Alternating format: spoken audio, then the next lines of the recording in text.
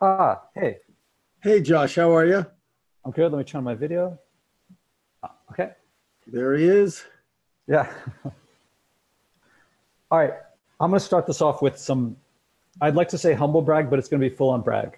Let's do it. And it's not necessarily TED related, but first, I got an email back from the guy whose podcast episode I just posted last night, who's the former corporate head of corporate social responsibility at McDonald's. And I was kind of mixed about meeting with the guy because I haven't eaten at McDonald's since maybe the 80s, and I don't like the company. But I view the job as a leader to support people. Right. And he said, I just listened to our conversation. I've done about a dozen of these for my book. And at that, I was like, uh-oh, this doesn't sound good. And our discussion was by far the best, the deepest, the most meaningful, and you allowed me the space and attitude to answer very openly and accurately my thoughts. Thank you. Earlier, I got an email from my student. Last night was the last class of the semester. Hi, Professor Spodek, you were right. This was the best course I ever took at NYU. Now, I never said this was the best course you ever took at NYU. I don't know what you meant by you were right. There's no substitute for doing the exercises.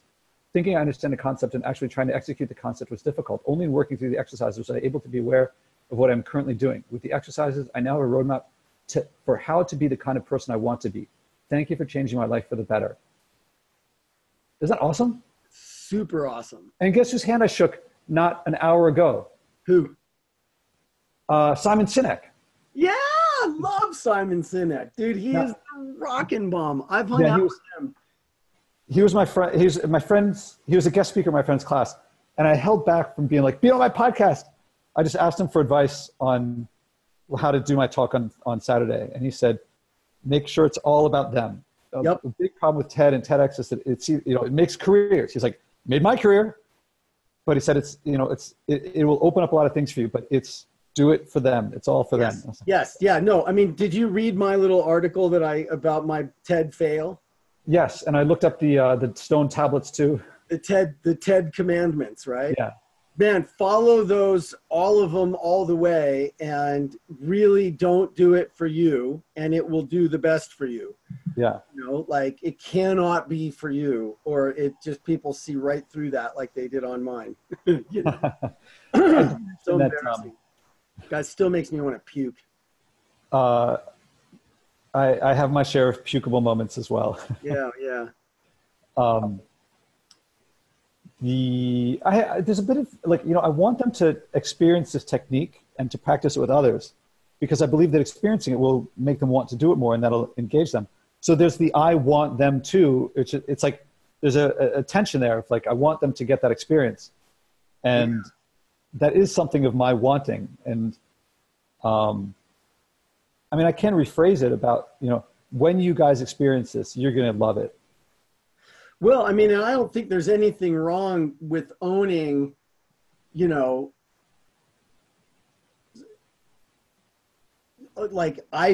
here's the thing. I want this experience for you because I've seen the difference it's made for me and for the people that have been on my podcast, the people I've done this with over dinner. It's really fun. You'll love it. And I want you to have this experience. Like, that's fine. I guess the owning of it. Yeah. If I were to say, I need you, that would be another story. Yeah, no. Yeah, exactly. But for you to own that you want this for them, and the reason is because they're going to get so much out of it, like you have and the people that you've done it with, that's all right, I think. Well, that's the way it's going to be. Yeah. Because that's what I'm doing. That's what I'm going with. So how did it go? By the way, Simon Sinek stands backstage for like 15 minutes and just says over and over like a mantra, I'm here to serve them. I'm here for them. I'm here for them. And like seriously meditates his way into just being completely over there. That's what I think I mentioned that I took these Meisner technique classes a while back. Do you know Meisner technique is like method acting? And yeah. Okay. Yeah. Uh-huh. So what happened is a lot of why I teach the way I do is that I noticed that I took leadership classes in business school, and my teachers I loved the classes. And then I watch Inside the Actor Studio a lot, and I would see the social and emotional skills that the actors had were like off the charts, way more than my business school professors did. And yet most of them dropped out of school or were kicked out of school and never went to college. And I was like, what's going on here? And if it happened to be, I know this was like 2009 because my friend, his business went belly up and he decided to go into acting. He's become an actor. And I was asking him about his acting classes. What were these actors getting? Because I knew that they didn't stop getting educated. They stopped getting traditional classroom education. Yeah, yes. They went to the actors' workshops and got great emotional intelligence. Yeah. And I was like, what's going on? And he was like, Josh, you keep asking me these questions. If you really want the answers, take the courses. And he was doing a 2-year full, what's that called? The style of learning. It's, it'll come to me in a second, the word. Anyway, but there's like a 6-week summer intensive. So I did like the 6-week really intense. I didn't tell you about the tears, the crying thing that I learned. It sounds familiar, but start and I'll tell you when I catch up with you. So it was, when I started taking the classes, the idea is to imagine circumstances and then behave truthfully in that imaginary circumstances. And there's technique for how to do it. Yeah. And so I started seeing where the technique could take me, how much I could really express by getting those moments. And at one point I saw, here's how I thought, like I'd moved this far taking the course. I thought that if I kept really trying, I could get maybe this far, and to cry on stage would go this far. So it's like a little bit more than I knew how to do. Little gap. And I thought, actually now that I know that, I can use that to learn farther than I thought I could. But I also felt like I could look really foolish on stage if I try and try more than I can handle. And I just really went into it. And you're talking about Simon backstage, it reminds me of how I was, and I think how actors often are, is like try to access that, what the moment is for you in order to experience that. Yeah. And the challenge for me of that is getting the lines down is if you are worried about, do I have my lines down? Then these both things distract from each other. And one of the things we learned is like, you've got to get the lines pat, perfect, backward and forward. So, you know them, everything about them. And then you're free. You don't have to worry about that. And mine are definitely coming down. It's definitely coming together. Cool. And if someone said, you got to do it right now, the second, I would confidently go on stage and do it. Yeah. There's like fine tuning. Yeah. And which is a big deal, which is why I'm super glad that you've got it to this point and you can still do it a number of times before you do it, because that refinement, those little teeny tweaks that are going to come in between now and the day you actually do get on stage and give it, that stuff is so small and so impactful. And that's why I think it's so good to have it done way before you have to have it done so you can live with it. It's not just to memorize it. It's because those minor, it's just like taking that 10,000 grit sandpaper and just making it just mirrored finish, It's quite an analogy. Yeah. So I guess I got to keep practicing. It's Tuesday now. The thing is Saturday. So 4 days. Yeah. And it's still kind of tight. And I'd love to have you run it for me. Can I give you one of the most powerful things I've learned though, before we do that? How can I say no? Okay. So, and this is a challenge, and I double dog dare you to just take this on everywhere, not just in your TEDx talk. We might have talked about it. I don't know. I'm looking through my notes, but I think maybe not. But I'll give you this story because I think this story lands it really well. I have a friend who's one of the smartest guys I know. He's the CEO of a big internet company. They're doing really well. I'm the first employee of that company, so I'm still a part owner. Hope one day that I will get liquid on that stock somehow. But long story short is he he's the guy that showed me Ben Zander's talk that had me actually apply to go to TED the first year. Dear friend of mine. He's an ongoing coaching client of mine, but he believes that vanishingly few people actually have a TED talk in them. He's a little bit of an elitist, right? He's like, come on, like most people just don't have that. And I, just as a matter of my commitment to the greatness in people, committedly believe everybody's got a TED talk in them. Some are much closer to it. Some know what it is. Some are good at articulating it, but everybody's got one inside them if we could just access it, right? So we had this ongoing battle, and he kept sending me these freaking horrible TEDx talks. And they were so bad. And what made it even worse is they looked like a TED talk and they smelled like a TED talk, sort of, but something was off, and it was just, you know? And so for a couple of years, I would watch these things and just cringe and try to figure out what was wrong. And I'm not saying that I know everything that's wrong with those talks, but I came to something that I think is huge, because after watching all those talks, having this ongoing argument, I had this woman that I was working with, and she just is one of the most not just sexually, I mean, in every realm, attractive people I've ever met. Just when she walks in, everything just melts. Like everything relaxes and just wants to be near her. I mean, it was weird. It was really powerful and cool. And she was doing a TED talk and TEDx talk, and she was talking about how she learned everything she needed to know doing the tango, because she had been in this relationship. She had been really burned and hurt, and she just decided she was not available for anybody anymore. Like she just shut down, which was it was so not who she now was, right? So there'd clearly been some massive transformation out of this tango thing. And so I got together with her, with my assistant coach at the time, and we're sitting there with her, and she starts talking about, she's like, you know, I learned everything I learned from tango. I learned you need to relax because you're going to be with him for 12 minutes and you've got to let him lead, because if you don't, it's, you know, you're not going to get anywhere, and you've got to relax. Right. And Natalie and I looked at each other and we're just like, what happened to Gina Cloud? Like that wonderful, amazing woman just freaking is not here right now. And it was really weird because it was so obvious. And I'm like, oh wow, dude, this is not going well. What am I going to do? What am I going to do? How am I going to help here? Oh, and all of a sudden I went, oh wait, Gina, stop for a second.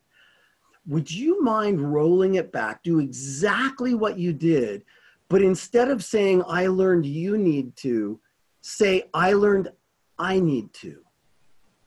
She said, sure. And she started rolling, and she's like, I learned I need to relax because I'm going to be with him for 12 minutes. And I need to let him lead because that's how it works. And I need to, right? And it was just like, all of a sudden, Natalie and I both started getting goosebumps, and like that woman was back, and it was so fabulous. And right. And it turned out to be really, really great. But the realization I had is that we all have an inner 6-year-old. And when I say something like, if you're worried about having your lines down, then you're not free to be with your emotions, I'm going to be like, oh, yes, I am. Oh, no, I'm not. Right? Like the inner 6-year-old resists being told what you need to do. Right? But when you say your experience is an I thing in that kind of a setting, we'll start to go, oh, maybe I could do that too. It's the mirroring thing. You know, if you're sharing your experience, we'll mirror it. But if you're telling us what we need to do, we'll resist it, even if we think it's good advice. Does that land? So let me see. Now here's what triggered me for that, because you were talking about your experience in the acting intensive. Yeah. And you said, I learned that if you're worried about having your lines down, right? and you said the whole thing in the you form.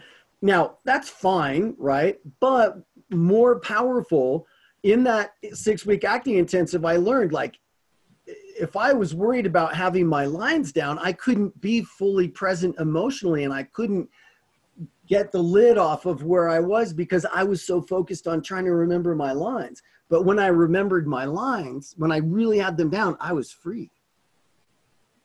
So is it that I should restate and rephrase and rethink about myself? So here's the overarching thing, the thing I'm, challenging you to try everywhere, is whenever you hear yourself saying something that you feel, but in the you form, like if you're like, you're telling somebody that's sitting in your office, right? And they got a talk coming up. Instead of saying, well, look, here's what I've found. If you're worried about your lines, man, then you're never going to be free. So I should instead say, here's what I found. If I'm worried about my lines, I can never be free. Yes. And it sounds initially like, oh, that's about me. I'm making it all about me. Yeah, but this is a really generous about you. Because when you say it that way, whoever you're talking to is going to step into your perspective versus their inner 6-year-old going, which is going to push back. Yeah. So let me apply this to a slightly different situation when I'm actually doing the technique with someone of the environmental leadership stuff. And they say, yeah, but the corporation should do it. And I say, what I might say is, everyone says that, but I might say, I used to say that. And when I said that, I realized that it took me a while to realize it, but when I said that, I was just putting off to other people. I was just delaying. Like that. Saying, yeah. Instead of saying, when people do that, it's just a delay tactic. Dude. So that gets someone to say, yes. No, it's not. Yes. Well, maybe it is for them, but not for me. Can you feel it? Because I can feel it in my stomach, and my arms get goosebumps when you say it like you. And look, this is one of those things that is going to disarm people that think you're maybe, intimidating and whatever. Right? When you say it like that, that is tremendously disarming on top of everything else. Okay, so it's powerful so let's see.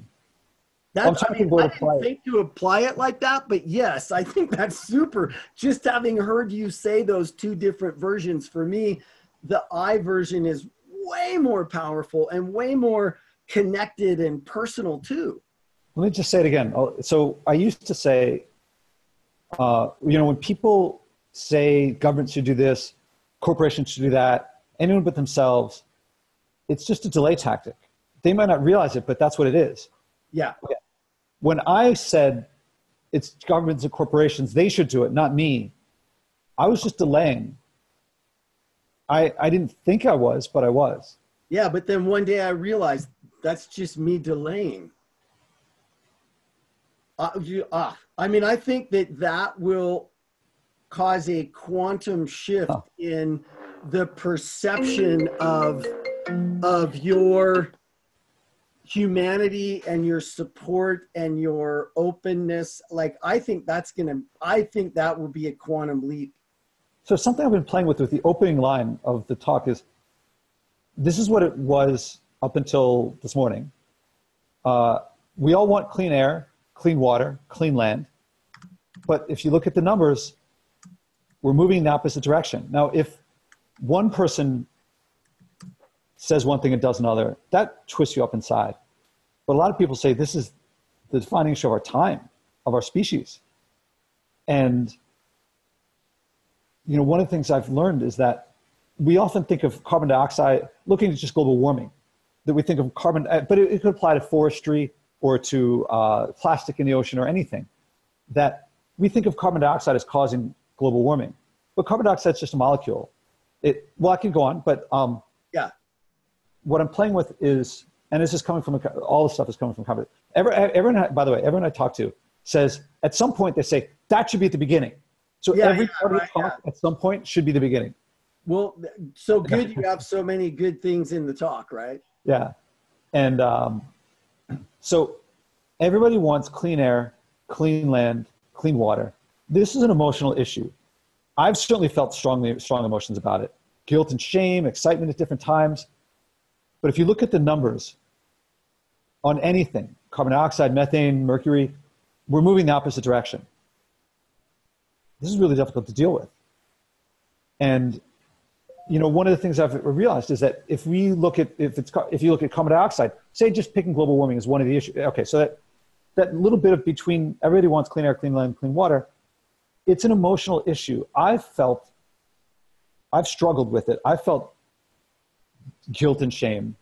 We all want to do our best. Or maybe I should just say, I want to do my best. I want to do my best. Oh, is that stronger than we all want to do our best? Try it. Try everything with I. Even okay. I want clean air, clean water, clean land. It's an emotional issue. I felt guilt and shame. I felt exuberation at times. When I look at the numbers, everything's moving the opposite direction, whether you look at carbon dioxide or mercury or methane or deforestation. When I feel myself, when I want to do one thing and I actually do another, it twists me up inside. And one of the things I've learned is that cry. What? I'm already gonna cry. One of the things I've realized, I thought I'll pick global warming, but I could pick any of these issues. It could be plastic. This is in the talk still. It could be plastic. It could be, mercury. That, a lot of us, I identified carbon dioxide as causing global warming. But carbon dioxide is a molecule. It just bounces around. It results from my behavior.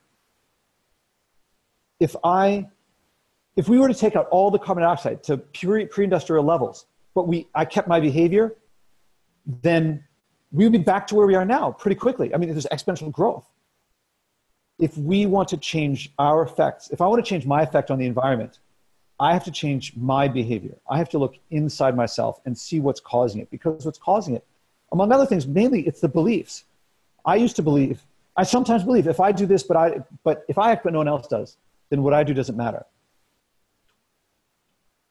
Or I used to believe that that if I act but no one else does, then what I do doesn't matter. That contributes to behavior that I don't want. I've developed a technique that moves people from, I've developed a technique that replicates what I did to move from, if I act but no one else does, then what I do doesn't matter. And by the way, let's unpack this for a second. And it comes in many formats. Sometimes it's not that important, or nothing, it's not that big of a deal. There's other things that are much more important. But let's capture it in what I do doesn't matter. If any belief of yours, if any belief of mine has the phrase or something related to what I do doesn't matter, this is a deeply profound statement. Imagine my parents saying to me, Josh, what you do doesn't matter. Could you imagine parents saying that to a child? What you do doesn't matter. And this technique moved me from, this is the technique that moved me from what I do doesn't matter to, I'm glad I did this. I wish I'd done this earlier. I have something to share here that's joy, not deprivation, not I thought it was going to be deprivation and sacrifice. And it looked like that from the outside. But now I see that it's joy. And I'm going to share that with you. You're going to feel what I felt. And I'm going to teach you the technique so that you can share it with others. And others will thank you for leading them to feel what I felt. Now, this began when this is about 4 years ago. I'm in my kitchen. I look down at my garbage. And as if for the first time, I see this is a lot of garbage. It's probably the average amount a typical American produces, but it's a lot. And I realize I'm hurting people. And I think, I don't want to hurt people. I want to do something else. I'm going to change. And I think, what can I do? And suddenly I'm like, I feel helpless. I felt shame. I felt guilt. I wanted to blame anybody else. But what could I do? I knew how to cook, but not from scratch. And I did what I think most people do. Actually, some people disengage. Some people withdraw. What I did when I felt these feelings that I didn't want to have was I busied my mind with other things. So I started planning. School taught me, plan, analyze, figure out what to do. And so I think of what to do on day one and day two. And that put those thoughts out of my head. but I didn't actually do anything because it's kind of complicated. 6 months later, I was still planning and analyzing. Every time these feelings came up, I would get rid of them by thinking, oh, well, this is what I'll do. And nothing happened until one day I said, nothing's happening. Yeah, school taught me this, but it starts right here, right now. I can go for a week on broccoli and not die. I can do it. And you know what works better than planning and analyzing and saying other people should do it and all this other stuff? Is you commit, as I committed to live by my value. And I went to the store and I said, all right, that's in a box, that's in a bag, that's in a can, rubber band, sticker, not getting any of those. What do I got? Well, there's broccoli, there's cauliflower, there's apples. If I brought a bag to the bulk section, I could get dried beans. And I will grant, it was hard at the beginning, but I gave myself a challenge to go for a week without packaged food. And I actually made it 2.5 weeks. And I decided to keep it going, not zero, but pretty minimal, a lot less. And here's what I learned. First of all, my food was cheaper than ever. It's not expensive to eat healthy. It's expensive not to know how to cook. Then it was more convenient because I could cook big meals. And it became much more friendly because I invited friends over because I wanted to share what I could do.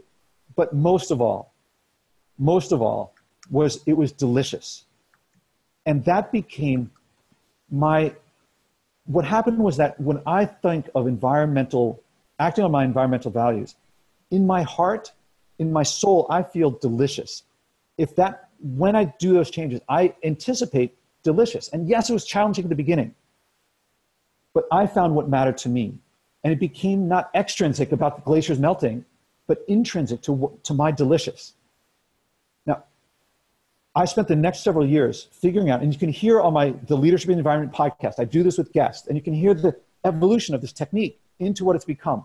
And by the way, I do this with TED speakers with tens of millions of views. I do it with an Olympic gold medalist, with a 4-star general from the Marines, with C-suite officers from $30 billion companies, and also friends of mine, which is to say just regular people like you and me. And it works. And I'm going to share it with you. And I recognized one of the big problems that killed me, what stopped me from doing anything, was that everything that people came to me was pure extrinsic, nothing intrinsic. It was telling me what to do, not finding out what I wanted to do and helping me do what I wanted to do. It was all management, no leadership, all coercion, no inspiration. And delicious was inspiring.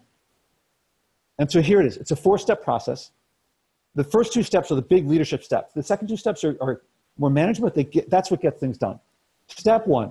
And by the way, I'm going to walk you through it. Some people are just going to kind of passively listen, but some people are going to actively answer. I'm going to pause and give you time to answer. If you really do it there, you're going to get something more out of this than everybody else. And I'll share with you afterward how it works with other people, from people on the podcast. Step 1, what does the environment mean to you?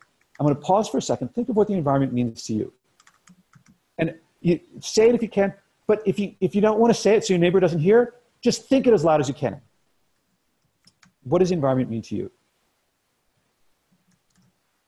Now, I haven't given you enough time to answer fully, but I'm going to go through a couple steps to help people on the podcast from experience.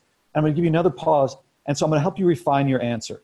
So first of all, a lot of people, their first answer is they give some textbook definition. It's like skies and trees and things. They depersonalize it. A big piece of that, there's a lot of distractions. One of the major distractions is protection. If I tell you what I care about, I make myself vulnerable. And a lot of people, it's a mix of what they really care about, or what I often answer is what I really care about, mixed with some protection, like Superman's invulnerable. How do you get to Superman? If you know he cares about Lois Lane, you can get to Superman. So a lot of people don't share what they care about. So I would say, it's this plus that, but we got to dust that off. Another thing is, I would often go with strategy. The government should do this. Big corporations should do that. Other countries should do this. Other people should act. Maybe, but actually, if I want them to change, the fastest, most effective way for me to get them to change is for me to change myself. But most importantly, those are strategies. And if I have a strategy, it means I care. And if I care about something, that's what I want to get at. What do I care about that's causing me to create those strategies? Other things, people want to be accepted. I wanted to be accepted. I would say a mix of what I wanted plus what I thought the other person wanted me to say, or what Greenpeace would want me to say, or the New York Times would want me to say. So these are a few of the distractions. There are others. And maybe that helps you get to what you care about. What do you think about when you get to the environment? It may be an emotion. It may be a feeling. maybe an expectation for the future, or maybe a memory of the past. For some people, it's that apple orchard near where they grew up that no longer exists anymore. Or maybe it's the time they swam with the dolphins, and it's just this amazing experience. Or maybe it's that future dystopia that you saw in a science fiction movie. Whatever it is, it's yours, and it's unique. And that's what matters to you. For me, it's delicious. I only found that out after doing it. And it may help after I do this talk. Talk to the person next to you and share what came up. But for now, I'm going to pause, and hopefully you got to something a little deeper. And so what does the environment mean to you now without the distractions?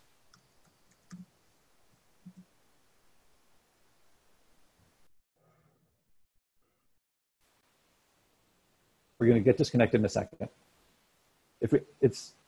Maybe I turn it off in time.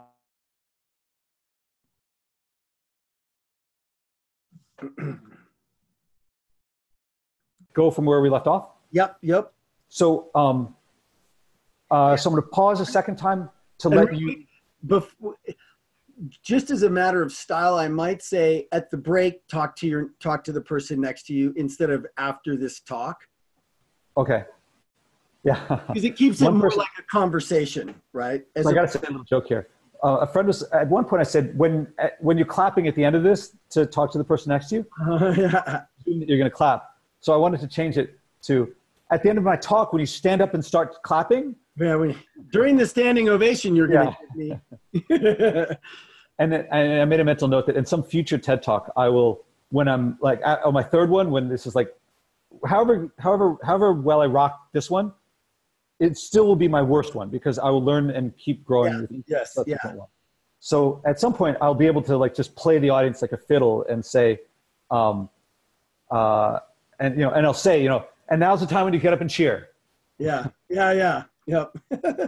Okay, so step one was, what does the environment mean to you? And so the second pause. Okay, step two is I invite you at your option to think of something that you can do to act on that value, on what you care about. Now, almost everybody at this point jumps to, what's the most important thing I could do? Or what does the Greenpeace say I should do? But that's not what I asked. This isn't about them, this is about you. This is think of something that you can do to act on your value. Now I'm gonna pause again and think of something that you can do to act on that value. Now again, I'm not giving you quite enough time there, but I'm going to give you a couple constraints because I find through experience that if I give constraints breed creativity. I'm going to help you get to something more. So the first constraint is you don't have to fix all the world's problems by yourself overnight, because a lot of people think if it's not big enough, then it's not worth doing. And if you really believe that, I think you'd have to admit that if you were to play, if I really believe that, I would have to say that to play Carnegie Hall stage, playing scales wouldn't make a difference. But that's exactly what makes a difference. And this is about giving you a chance to play scales, to do something you care about, because if you do the little things, it enables you to do the big things. Some people say, if everyone does these little things, it all adds up. Well, I'm not going to argue against that. But I think the bigger effect is that the little things lead to the big things, and the big things add up. And that's what this is about, is to give you something to play your scale, to act on, so that when you do the little things, if you do the straws, the plastic cups are natural. And if you do the plastic straws, the next thing and the next thing and the next thing. And you're going to enjoy it because you're delicious. Next is, it has to result in something physically measurable. I'm a big fan of education. I'm a big fan of reading. I'm a big fan of consciousness. But the environment reacts to our behavior. And so we have to do something behavior related. And on top of that, that's how we learn. That's how I learn. I learn through experience. And so we have to do something experiential here. Next is that it can't be telling other people what to do. There's plenty of people telling other people what to do. And we don't need any more. That's not what gets things done. And besides, we have to learn from our experience. So something that is you doing something yourself. And the last thing, it has to be new, not something you're already doing. A lot of times when I ask people this, they say, oh, I'm doing this, I'm doing that, I'm doing this, I'm doing that, I'm doing all these different things. Well, as Americans, we can do more. But most importantly, the real effect here is that when people still think it's a burden or something extra that they have to do, they haven't yet gotten that when they realize this is something that they want to do, that this is based on something that they want, then they welcome doing something more. And in fact, most people, when they find not fixing all those problems overnight, doing something physically measurable, for themselves, not telling others what to do, and they realized almost always, oh, this was something I've been meaning to do for a while. I'm not trying to do this for you. I'm trying to do it for me. And this is when people, if you listen to the podcast, they start thanking me because they say, this is something I've wanted to do. And now thank you for getting started on it. And so I'm going to give you another pause. Hopefully you've come to something more. So I'm going to give you a pause to say something that you can do, probably something you've been meaning to do for a while and forgot about or put back there. Is there something that you could do to act on your value, on what you care about? Okay, so step one, what does the environment mean to you? What do you care about? Step two, invited at your option to do something. Now, step 3 and 4 step 3 is a SMART goal. Make it SMART. So SMART stands for specific, measurable, achievable, realistic, and time-bound. Where the key ones are specific and time-bound. So if you thought maybe I'll use less plastic, is it 10% less or is it 0? The more specific you make it, the more easy it is for you to act on. And time-bound is, I've had people say they wanted to go vegan for a little while. And if you're a heavy meat eater, a week might be a long time. But someone who's on the podcast, in the C-suite of a $30 billion company, she said for the 2019, I'm not going to buy any new clothes. That's a whole year. So, and actually one guy said he was going to go vegan forever. He's been meaning to do it for a while. He said, this is my chance to make that switch. But for most people, it's somewhere around 2 weeks, a month, maybe 2 months, something like that. And I urge you, when this talk ends, or at the break, turn to the person next to you and maybe share with them your email and say, this is what I want to do. What are you going to do? And get in touch with each other and have that interaction. Because I predict, let me say step 4 is accountability. Accountability helps gets things done. And because when you listen on the podcast, you'll hear I ask people, would you care to share what it was like the second time? And I predict that for you, you'll have a very similar experience. And here's some of the top experiences. Number 1, most people come back and say, wow, this was easier than I thought. I wish I'd done this earlier. I'm so glad to have gotten started. Number 2 is this was hard, but this is the kind of hard I've been looking for.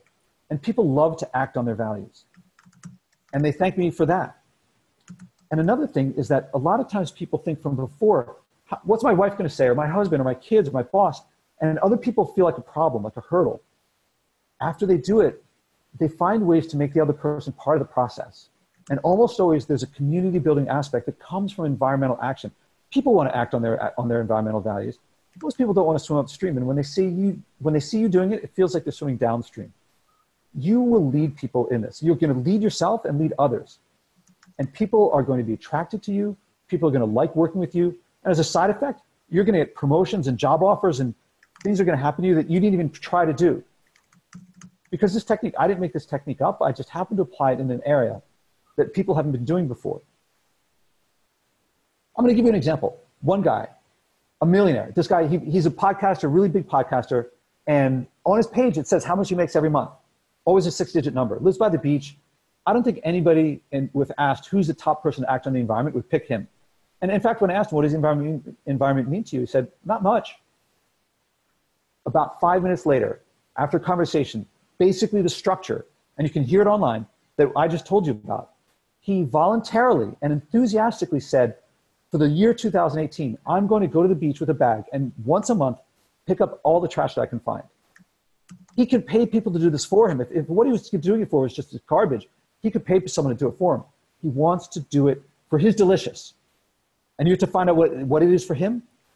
And 6 months into it, I asked, how's it going? And he said, not only was he doing it, when his family came to visit, he went out with family members and they picked up garbage together. His neighbors saw what he was doing. They're getting into it. A year into it, I asked him how it was. And he said he wants to redouble his efforts. And in fact, he told me about picking up a big pile of garbage and carried it a mile from where it was to where it could be picked up as garbage. That woman I mentioned from the C-suite of the $30 billion company, she decided to go for no new clothing for 2019. A few weeks into it, I asked her how it was going. She said, not only was she not buying new clothes, but she was going to her closet and getting rid of clothes she'd been meaning to get rid of for a long time. Beyond that, she was looking at friendships of hers, not friendships, acquaintances, where people were a little more materialistic than she'd like, and she was re-examining those friendships of what to do about those things. That is meaningful change. That's lifestyle change that I didn't ask her to do. That came from inside her. And that is the shift that I believe this technique is creating, that we, billions of us, crave, that we crave leadership to be able to act without fear, without judgment of what we want to do. Because a lot of people say, Josh, you motivated me. Thank you for creating this motivation. I don't create that motivation. The motivation was already there. It was clouded by judgment, these distractions, fear of judgment. You know, heads of corporations, heads of government, they're just as vulnerable as we are.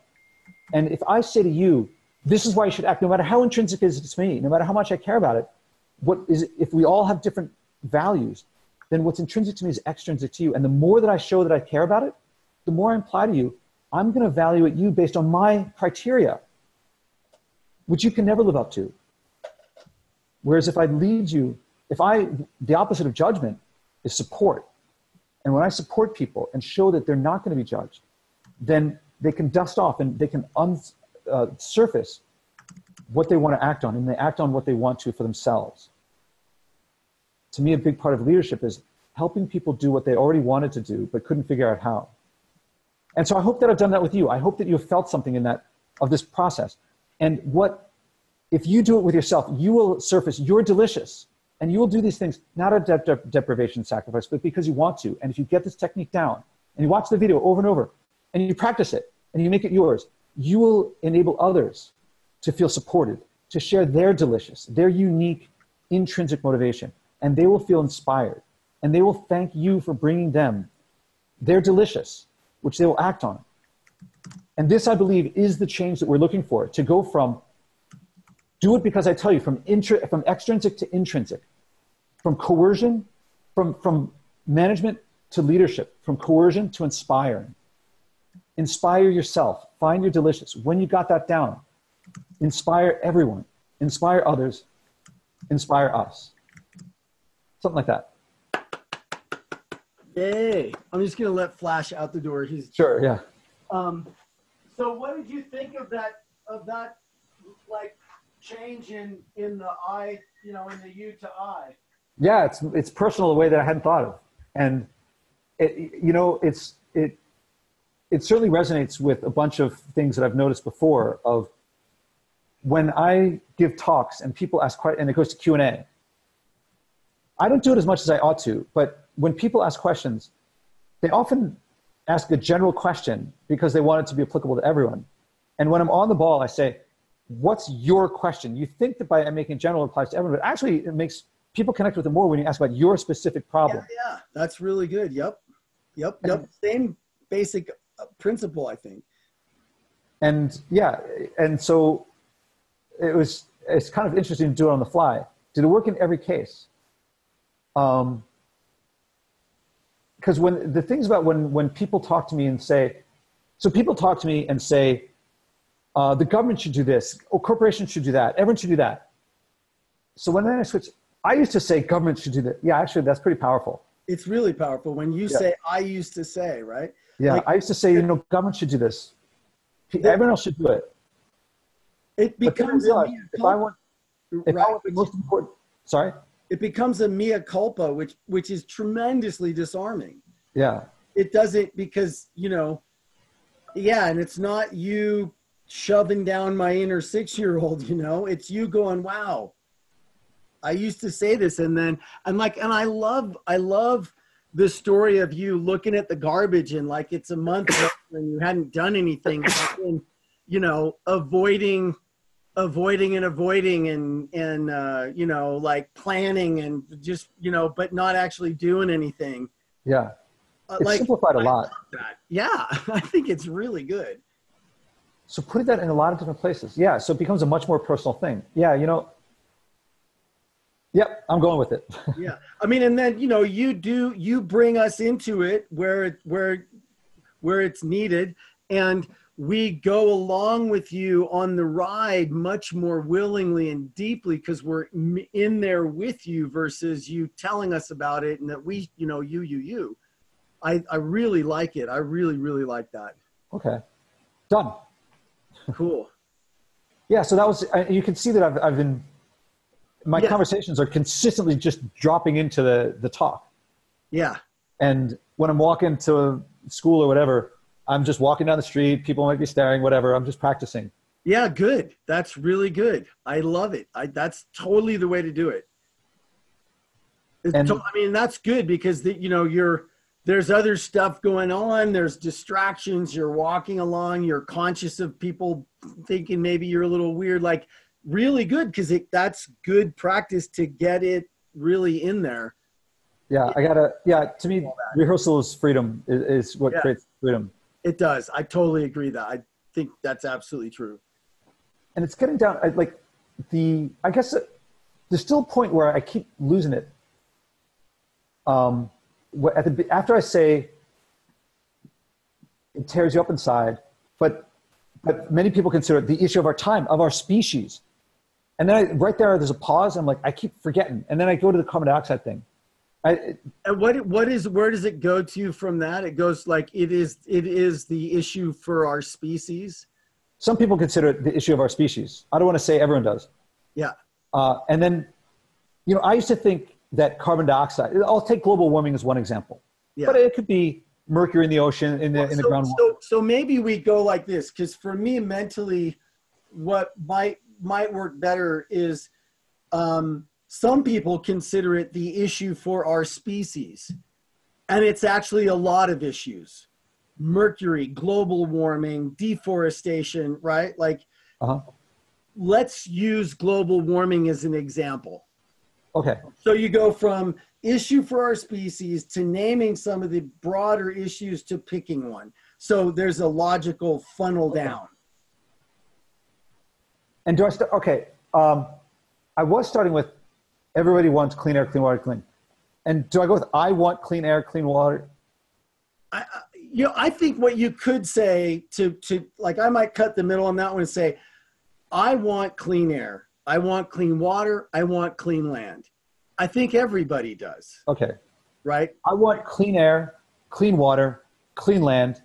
I think we all do. It's an emotional issue. I felt exuberance. I felt guilt. I felt shame. It's also a science issue. And when I look at the numbers, they're all moving in the opposite direction, whether it's mercury, carbon dioxide, or methane. And if it was just me feeling torn up inside about wanting one thing and doing another, that'd be one thing. But many people consider this the issue of our time, even of our species. And it's everything. It's global warming, it's mercury in the groundwater, it's acidification of the oceans, deforestation. Let's just take global warming and carbon dioxide. I used to think carbon dioxide is causing global warming, methane too. But then I realized carbon dioxide is a molecule. It bounces around. It has no volition of its own. I have volition. I have choice. I behave. It's my behavior is what causes the results.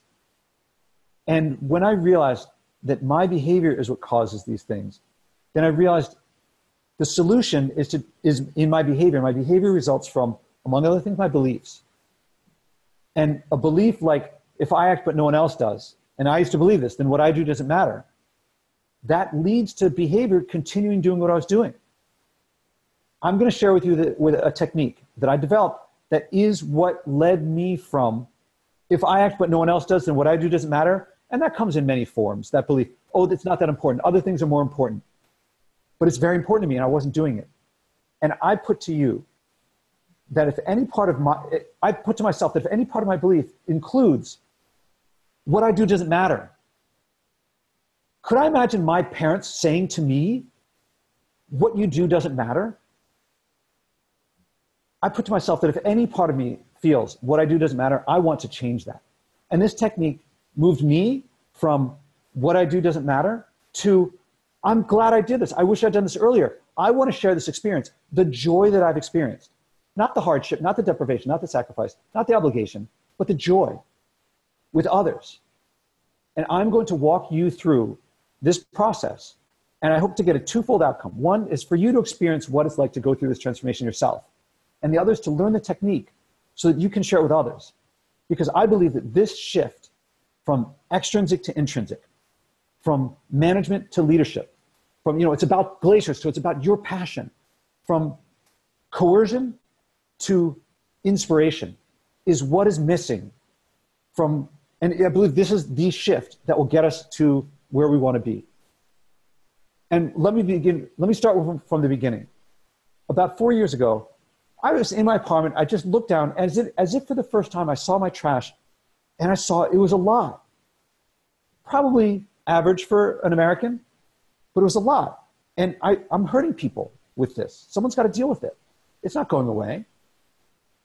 And I thought, what can I do? And I had the idea, I wonder if I could go for a week without any packaged food. And immediately I had two conflicting thoughts. One, that should be easy. I should be able to do that. And two, I didn't know how to do it. I grew up cooking. I knew how to cook, but always packaged, always producing garbage for someone. So I thought, what can I do? And I did what I think most of us do when feelings that I don't like come up. Some people disengage, some people withdraw. I fill my head with other things. I get really busy. I plan, I analyze. School taught me well. And I thought, and that got the thoughts of feelings of helplessness, and that went away. And then I could stop doing things, and I went on with my life. And every time those feelings came up, busy thinking about planning. 6 months went by, and I hadn't done this thing. And finally I said, this is going nowhere. It starts right here, right now. I'm not going to die. I can live on water for a week. And I'll tell you what works better than planning and analyzing and strategy and all this other stuff. School taught it. Here's what works. I committed to what I cared about. And then when I went to the store, I said, well, that's in a box, that's in a bag, can, rubber band, sticker. Can't get any of those. What can I get? Broccoli, cauliflower. If I brought a bag with me, I could get bulk foods. I could get the nuts and dried beans. I learned how to cook these things. And I made it 2.5 weeks without buying any packaged food. And I'll grant it was difficult at the beginning, but I decided to keep going with it. And here's what I got out of it. One, my food is cheaper than ever. It's more convenient. I spend less time cooking, except when people are coming over, in which case we spend time together. And that's the next thing is community. People come over and it's a joyful experience. But most of all, what I want more from anything else from food, it's delicious. And I came to see in my heart and my soul, when I think acting on my environmental values, what I care about is it's becoming more delicious, no matter what it is. And that's inside me. That's the intrinsic motivation.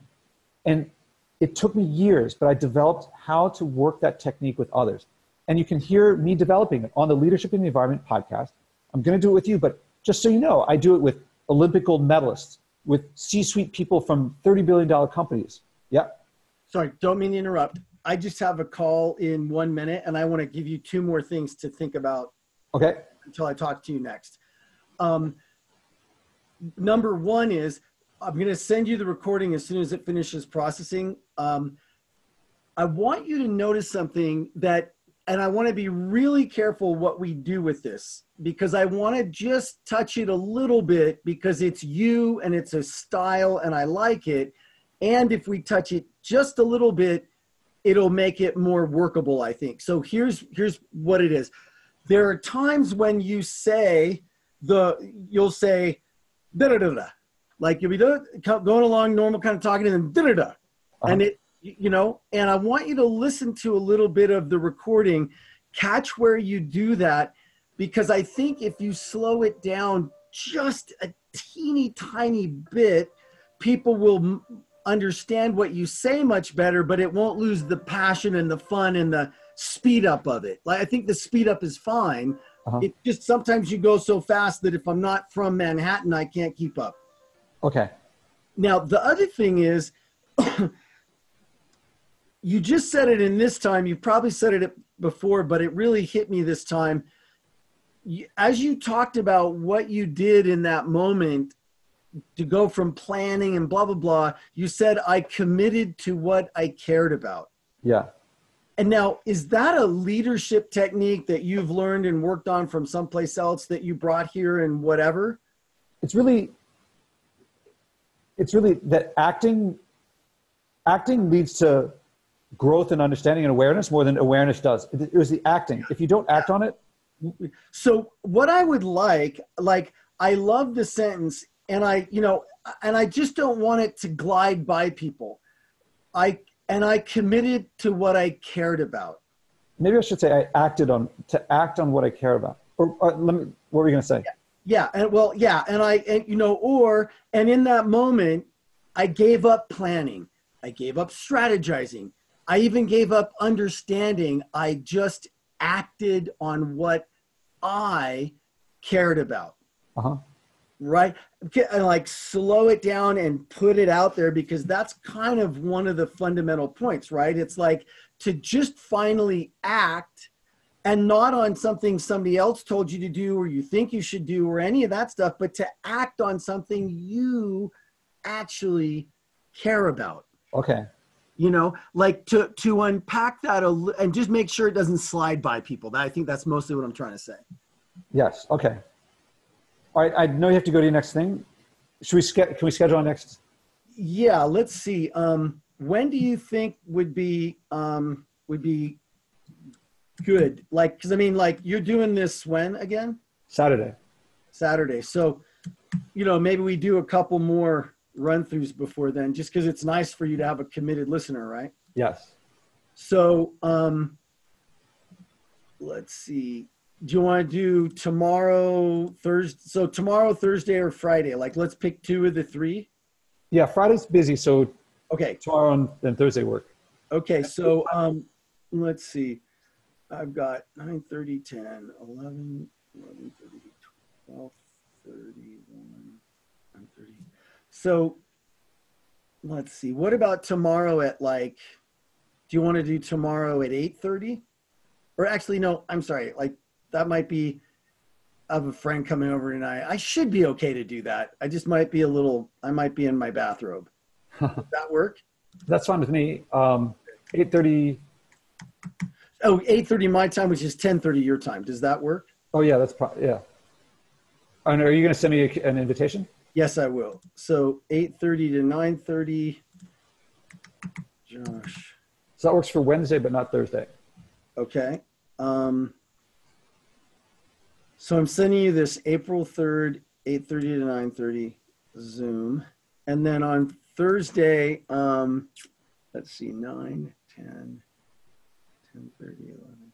So I could do between 11:30 my time and 1:30 if that works. Yeah, that works for me. So 11:30 my time is 12:30, 1:30 your time? Yeah, that works for me. Okay, so we'll do that. 11:30.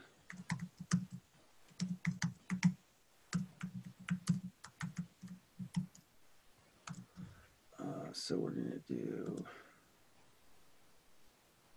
11:30, and we're gonna make it a Zoom meeting. So you should have both of those invites now. All right, let me check.